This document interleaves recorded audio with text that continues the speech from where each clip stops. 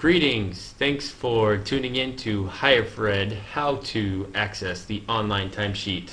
Our first video will be for student logins, so this is to help students logging in to our online timesheet. And in order to access the timesheet system, we can visit www.cristoreytc.org, the homepage for Cristo Rey Jesuit High School. On the left side of the page, there is a student timesheets button. It is highlighted when we drag our mouse over student timesheets. If we click on student timesheets, it takes us to the beautiful page that says hello, and it asks us to log into SOAR, the Student Worker Relational Database.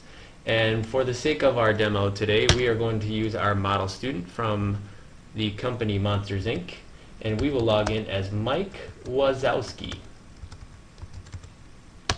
Now Mike Wazowski, he enters his username. For students, this is a first and last name all put together with no space, no dot, and also no ending. And in the password bar, we put our password. If students have not changed their password from the beginning of a school year, the password is always reset to password 0 with a capital P. Again, that's reset to password 0 with a capital P at the beginning of every school year. Now when we log into the system, we will see create a time card for Mike Wazowski. You can also see, if you scroll over to the top right, there are several different options, including submitted cards, create a time card, volunteer hours, grades, changing our password, and logging out. Now students, I encourage you not to change your password using this system, but rather to change your password using the system at our school. As you change your password at school, it will also update your password for the SWORD online timesheet. Now, when we go to fill out our time cards, the first thing we want to make sure that we have correct is the date. When you choose the date bar, you get the calendar pop up. Now, if you forgot to do your timesheet and you're doing a timesheet for a previous day, make sure you change the day. If I forgot to fill out my timesheet for the 23rd, for example, I would click on the 23rd. Now, because I'm going to fill out my timesheet for today, August 28th, I'll click August 28th. When I click on my start time, I enter, most students start sometime between 8:30 and 9:15. So I will say we start at 8:45, so we start at 8:45. Make sure that it says AM, very important. If you start at 8:45 p.m., you are working the night shift. You also want to say what time you left for lunch. A lot of students take lunch sometime between 11 and 1. We'll say we took our lunch at 12 o'clock. Now remember that 12 o'clock a.m. is also midnight, so you want to make sure you have 12 o'clock p.m. set.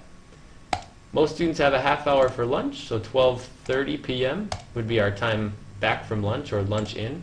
And if we finished our day at 4:45, we would put 4:45 p.m. as our end time for the day. Notice it tells us how many hours we worked for the day. Very exciting. 7.5 hours. Give yourself a pat on the back.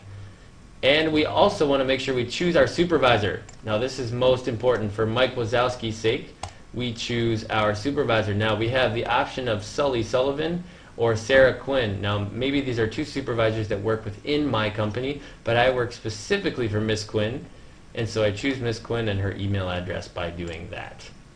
Now, if you are working over the break for pay, if you're working over the break and are going to be paid for the work, you want to make sure you select that box.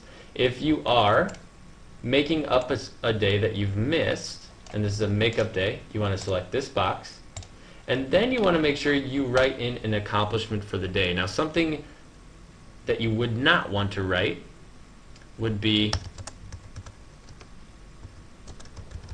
something like this. It was cool. Notice no punctuation, my spelling is not good, and there's no real substance to what I'm saying. So instead, I might want to say, today I filed a stack of documents that had important information about finances. I helped Miss Quinn make sure they were in alphabetical order by last name. Next time I come to work, I will be scanning these documents into the system. Excellent. Notice several sentences, complete sentences, punctuation, capital letters. My writing is professional. It's simple because I'm giving my major accomplishments for the day, or my major accomplishment, but it's not written like a text message, it's written professionally. Now if we scroll a little bit further down, the next two boxes, client comments, concerns, and questions, and daily student worker performance, these are to be filled out by your supervisor once you submit your timesheet for approval. So make sure that you select this box at the end. You only need to click it once, and your timesheet will be submitted. Notice it's thinking, and it will say timesheet has been successfully submitted. Your supervisor has been notified. From a student perspective, this is all you need to do. Unless you're making another timesheet, you can click Create Time Card, and it will enter a new time card for you to go back if you need to enter more than one time card at a time. You can also look at your submitted cards, and in this example, we have our August 28th submitted card that we just did with 7.5 hours. Notice it is not yet approved by our supervisor, it's not for makeup, and it was not for pay. And here's our time card. If you have any questions at any time, you are welcome to call or email Hire for Ed, but we hope you'd enjoy our timesheet demo for student timesheets.